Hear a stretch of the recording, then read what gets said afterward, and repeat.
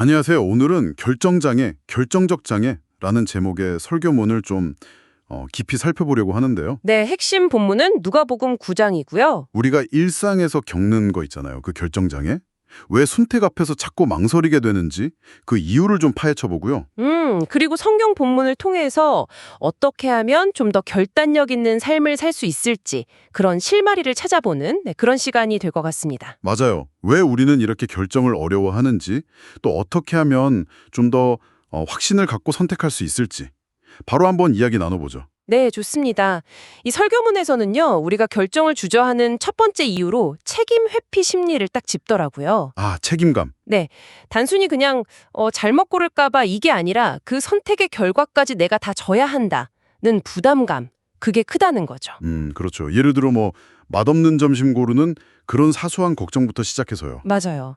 그리고 실패나 아니면 미래가 좀 불확실하니까 그런 거에 대한 두려움, 심지어는 과거의 어떤 상처, 트라우마 같은 것까지 영향을 미친다고 분석해요. 듣고 보니 정말 공감되네요.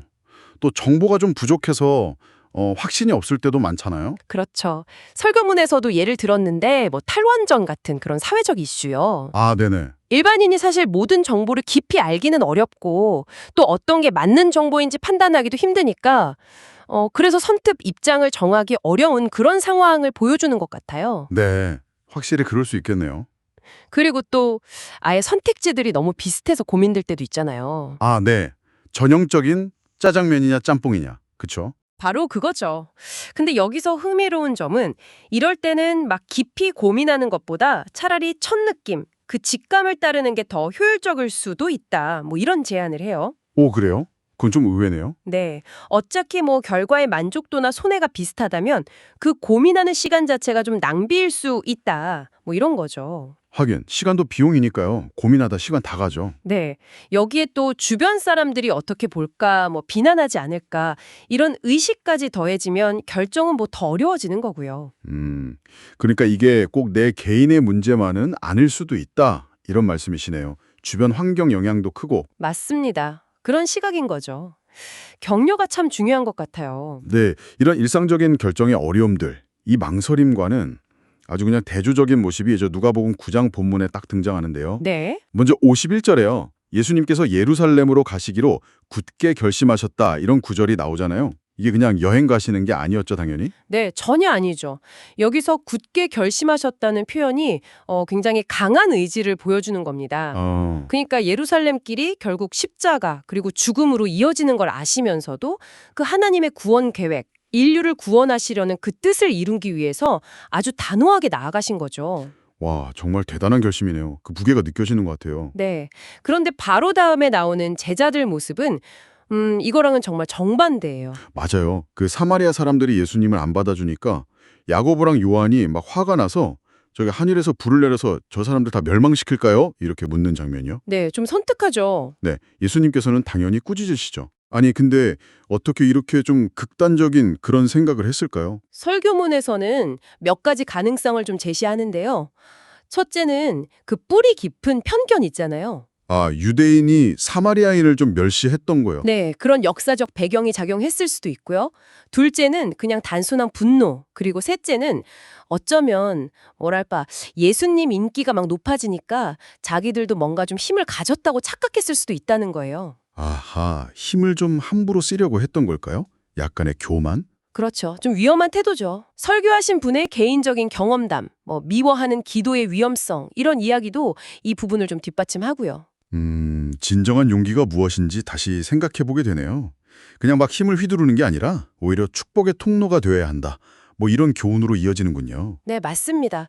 참된 용기는 그런 게 아니죠. 그리고 이어서 57절부터는 또 다른 유형의 사람들이 나오는데 이번에는 결정을 좀 미루는 사람들이죠. 그렇습니다.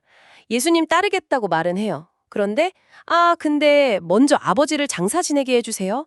가족들하고 작별 인사 좀 하고 올게요. 이런 식으로 조건을 다는 거죠. 겉보기에는 이해가 갈 법도 한데요. 효도나 가족과의 관계도 중요하니까요. 네. 근데 예수님 답변은 아주 날카롭습니다. 죽은 자들이 자기 죽은 자들을 장사하게 두고 너는 가서 하나님 나라, 그러니까 하나님의 다스림과 가치가 실현되는 것을 전파해라. 또 쟁기를 잡고 뒤를 돌아보는 사람은 하나님 나라에 맞지 않다. 이렇게 딱 말씀하시죠. 와, 정말 단호하시네요. 핑계를 용납하지 않으시는군요. 네. 그러니까 겉으로 보이는 이유 너머에 그 핑계난 지연 이런 걸 다 꿰뚫어 보신 거예요. 여기서 설교에 나왔던 그 옥스포드 장학금이랑 40살 아버지 예와 그게 참 인상 깊었어요. 아, 네네. 그 예화요. 아버지를 모셔야 한다는 그 마음 자체는 귀한데 그게 언제가 될지 모르는, 그러니까 기약 없는 기다림이 되니까 결국엔 기회를 놓치게 됐다. 이게 핵심인 것 같아요. 정확합니다.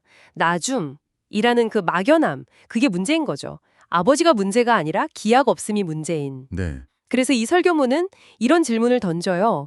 예수님께서 그 십자가라는 엄청난 결단을 내리신 바로 그 시점에 제자들은 혹시 예수님과 세상 사이에서 아직도 저울질하면서 결정을 미루고 있었던 건 아닐까? 하고요. 아, 그러네요. 생각해보니 그럴 수 있겠네요.